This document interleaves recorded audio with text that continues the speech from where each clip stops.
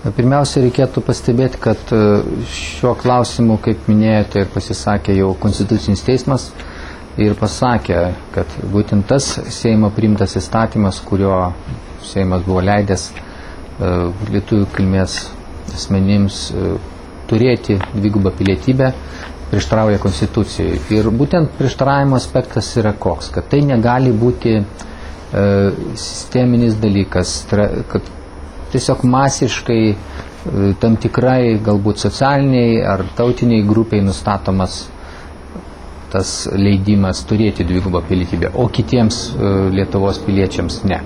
Todėl pirmas tas diskriminavimo elementas, tai yra išskirtinumo arba privilegijų elementas, iš kitos pusės tai, kad Konstitucijoje, 12 Konstitucijos straipsnį pasakyta, kad išskyrus įstatymą numatytus atvejus niekas negali būti kartu Lietuvos Respublikos ir kitos valstybės. Konstitucinis teismas išaiškino, kad tai reiškia tik išimtinius atvejus.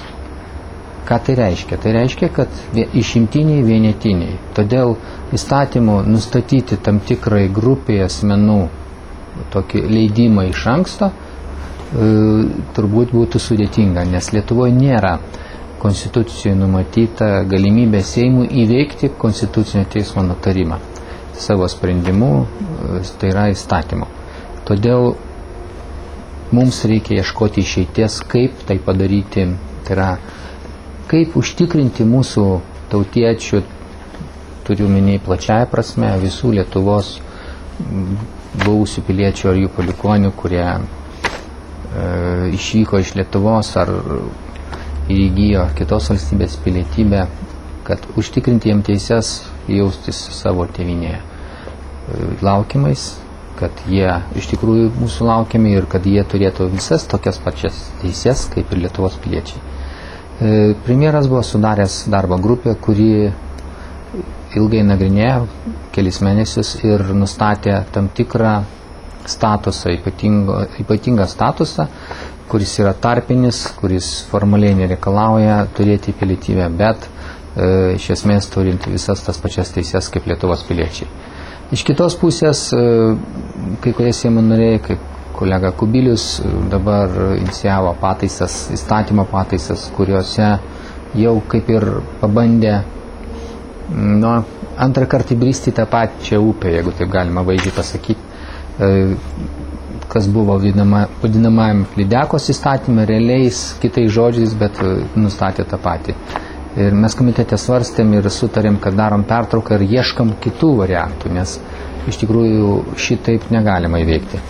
Iš kitos pusės panagrinėjus problemą mūsų tautiečių gyvenančių ES valstybėse, realiai tos problemos ten nėra.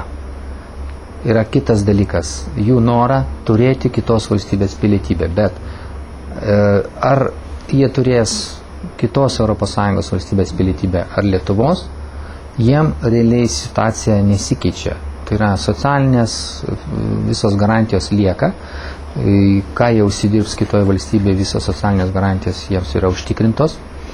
Tų valstybių įstatymais net ne ES, o pavyzdžiui tokioje Norvegijoje, kuri nėra ES narė, tačiau taip pat visos socialinės garantijos jiems yra užtikrintos.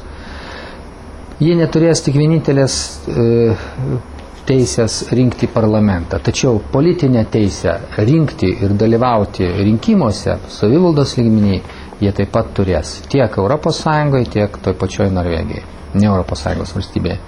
Lietuvoje taip pat yra numatyta ne Lietuvos piliečiams, bet nuolatiniams gyventojams tiek pasyvioji, tiek aktyvioji rinkimų teisė. Tai yra galimybė būti renkamiems ir galimybė rinkti į savivaldybių tarybas.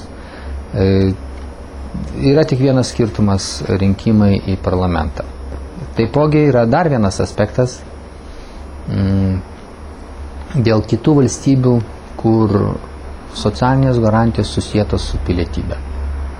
Čia yra keblesnis dalykas. Tai yra ne ES valstybėse, kitose, kai kuriuose valstybėse, kur asmuo užsidirbė socialinės garantijas, jeigu jis nėra pilietis, jis tų garantijų netenka, jeigu jis atsisako pilietybės, bet problema turbūt šiuo atveju argumentai turbūt mažai veikia bet kurią pusę, kadangi kai kam yra iš tikrųjų skaudus klausimas, moralinis klausimas, kad kaip aš lietuvis negaliu turėti Lietuvos pilietybę, jeigu tas asmo turi kitos valstybės pilietybę. Ir čia aš noriu, kad mes atskirtumėm du dalykus. Nuo mūsų norų, mūsų visų turiminį, mano, jūsų, visų kitų norų, nuo realios galimybės, šiuo atveju teisinės taip pat.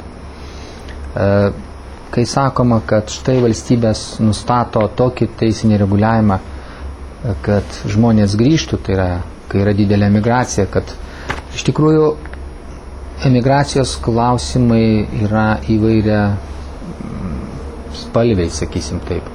Žmonės išvažiuoja dabar pastaruoju metu dėl ekonominių priežasčių, bent jau pastaruosius keliarius metus. Dabar situacija Lietuvoje keičiasi, žinoma, ir nemaža dalis tautiečių grįžta. Tačiau